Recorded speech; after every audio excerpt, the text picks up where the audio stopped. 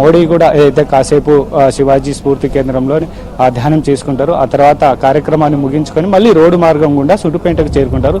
సుండిపేట నుండి ప్రత్యేక హెలికాప్టర్లలో మళ్ళీ తిరిగి కర్నూలు ఎయిర్పోర్ట్కి చేరుకుంటారు. కర్నూలు ఎయిర్పోర్ట్ నుంచి నేరుగా ఏదైతే కర్నూలు నగర శివారులో ఏర్పాటు చేసినటువంటి రాగమయూరి గ్రీన్ హిల్స్ లో సూపర్ జిఎస్టీ సూపర్ సేవింగ్ అనే కార్యక్రమంలో కూడా ప్రధాని నరేంద్ర మోడీ, అదేవిధంగా AP CM Chandrababu, deputy CM Pawan Kalyan, మంత్రులు, అదేవిధంగా చాలా మంది కూడా ఉన్నతాధికారులు కూడా ఇప్పటికే చేరుకున్నారు. మరి కాసేపట్లో వాళ్ళు కూడా ఏదైతే సభ దగ్గరికి వెళ్లి ప్రత్యేకమైన ఏర్పాట్లను కూడా అబ్జర్వ్ చేసినటువంటి పరిస్థితి. అదే మరి కాసేపట్లో ప్రధాని ఇక్కడ నుంచి సుండిపేటకు బయలుదేరుతారు కాబట్టి వచ్చినటువంటి మంత్రులందరూ కూడా మళ్ళీ కర్నూలు ఎయిర్పోర్ట్ నుంచి నేరుగా ఆ రాగమయూర్లో ఉన్నటువంటి సభ దగ్గరికి వెళ్లి అక్కడ ఏర్పాట్లు ఏ మేరకు ఉన్నాయని కూడా మరొకసారి ఫైనల్ గా పరిశీలించనున్నారు. అయితే జనాల తరలింపులో కూడా ఇప్పటికే కూటమి నేతలు నిమగ్నమయ్యారు. రాత్రికే పల్లెలు పట్టణాలకంతా కూడా బస్సులు కూడా చేరుకున్నటువంటి పరిస్థితి. అయితే ఆ బస్సుల్లో కూడా భారీ స్థాయిలో జనాలంతా కూడా సమీకరణ చేసి కర్నూలు సభకు తీసుకొచ్చేందుకు కూడా అన్ని ఏర్పాట్లు చేశారు. కర్నూలు సభలో దాదాపుగా ఏదైతే ప్రధాని పర్యటన పురస్కరించుకొని దాదాపుగా 9,000 మందితో భారీ పోలీసు బందోబస్తు కూడా ఏర్పాటు చేశారు. రాష్ట్ర డీజీపీ కూడా ఇక్కడే నిన్నటి నుంచి ఉండి ఏర్పాట్లను, భద్రతా ఏర్పాట్లను కూడా పరిశీలిస్తున్నారు. ఎక్కడ కూడా నిర్లక్ష్యం వహించొద్దు, అందరూ సమిష్టిగా పనిచేసి విజయవంతం చేయాలని కూడా ఏదైతే మంత్రులైతేనేమి రాష్ట్ర డీజీపీ, అదేవిధంగా హోంమంత్రి కూడా ఇక్కడనే వచ్చి ఏదైతే భద్రతా ఏర్పాట్లను కూడా ఎప్పటికెప్పుడు కూడా సమీక్షిస్తున్నారు.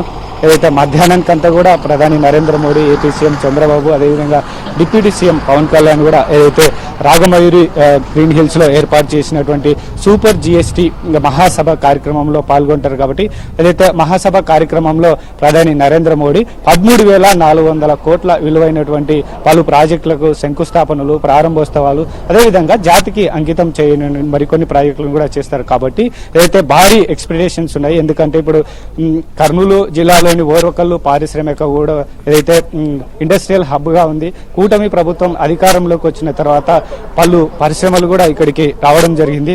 సో వాటిని డెవలప్మెంట్ తో పాటు కొత్తగా వచ్చేటువంటి ప్రాజెక్టుల పైన కూడా ఏదైతే కూటమి నేతలు భారీ అంచనాలు పెట్టుకున్నటువంటి పరిస్థితి. అయితే డ్రోన్ సిటీ అనేది చాలా కీలకమైనది. కర్నూలు ఏదైతే శివార్లో ఉన్నటువంటి పలు ప్రాజెక్టుల కర్నూలు జిల్లాలోని ప్రాజెక్టుల్లో అత్యంత కీలకమైనది డ్రోన్ సిటీకి ఏదైతే ప్రధాని నరేంద్ర మోడీ శంకుస్థాపన చేస్తారు. కాబట్టి ఇది చాలా కీలకమైనది.